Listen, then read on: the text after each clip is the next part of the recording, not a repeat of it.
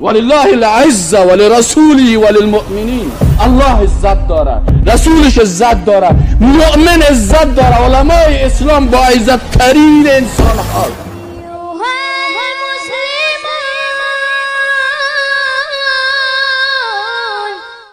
چطور که ما گرفتیم 52% از کمیته دین و وزارت حکومت همین به مذهبا گرفتگیان.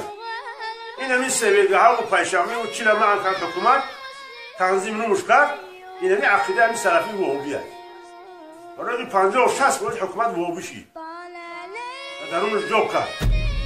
یک آدم چش حق باشه قانون کنه و مسئله در 70-80 بمره و یک بزی سویلگه را حق نکنه. این چی مذهب دینه؟ تو باز در روز قیامت، من خب والا برشان میگم و صدای من خود مشنوه، تو باز در روز قیامت در مقابل رسول الله صلی الله علیه و سلم داد میشی و میگی که یا رسول الله من در مسند تو شیشته بودم. رسول الله میگه تو در مسند گدایگرا شیشته بودی، نام مرا بد.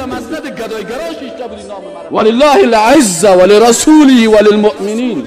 الله عزت داره، رسولش عزت داره، مؤمن عزت داره. علمای اسلام با عزت ترین انسان ها. اطیعوا الله و اطیعوا الرسول و اولی الامر منکم. مفسرین میگن که اولی الامر علما هستند. در پولین نام الله و نام رسولش نام تو عالم است. در مسند رسول الله شیشتی.